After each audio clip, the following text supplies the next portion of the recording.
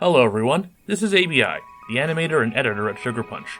While we're still working on our big review productions, we've also decided to make smaller videos to share our thoughts on other miscellaneous things, like these editorials brought to you by yours truly.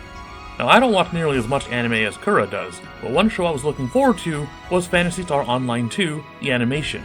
Kura and I were actually really big on PSO back in the day, and we've desperately wanted to get our hands on PSO2 in any way or form.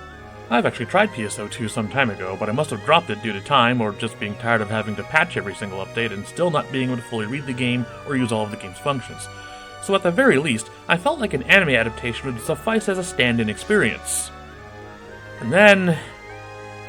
well, let's just say it's not what anyone expected. Rather than making an anime set in the universe of PSO2 and retelling the story of the game, the anime is about a group of high school kids playing PSO2. No, I'm not a reviewer, so I won't really go into detail about... actually, no. There's no sugarcoating it. This show is bad. The pointless high school premise, the brainless UMP, the fact that you spend 70% of an episode of a PSO anime not watching PSO, it's bad. Aside from the in-game art and assets, nothing in the show is accurate to the actual game. What? There are no headshots or aim assist in PSO2! Even if there was, the guy clearly said the weak point was in the back. Why would you go for a headshot? Why did the headshot work? That's bad directing! Focus, ABI. You're not a reviewer. Deep breaths.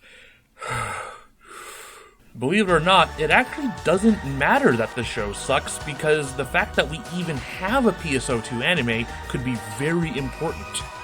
A lot of the time, anime adaptations of video games are made as a means of promotion, or to gather interest in a franchise.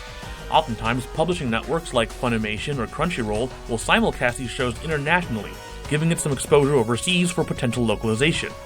The Senran Kagura anime aired on January 2013, preceding a North American digital-only release of the first game, Senran Kagura Burst, on 3DS on November 2013 from Xseed.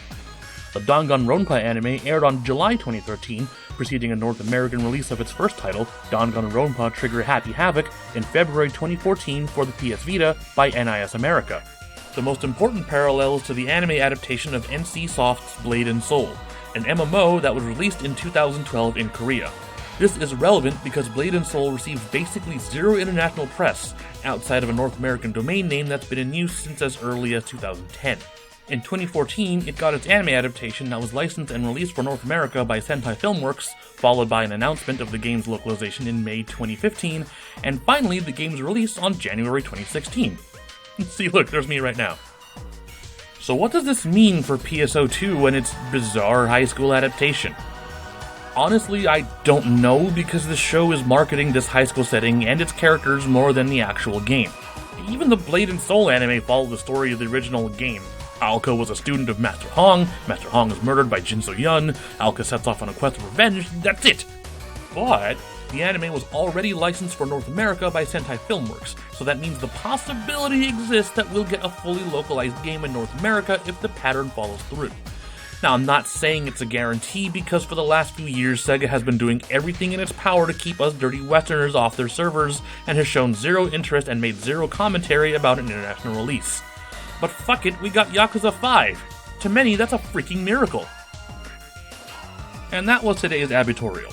If you have any thoughts on the possibility of a real North American PSO2, I'd love to read it in the comments below. Don't forget to subscribe for more videos on Sugar Punch, and to check out our Patreon for exclusive goodies. I'm ABI, and I have even worse taste than Kura. See you next time.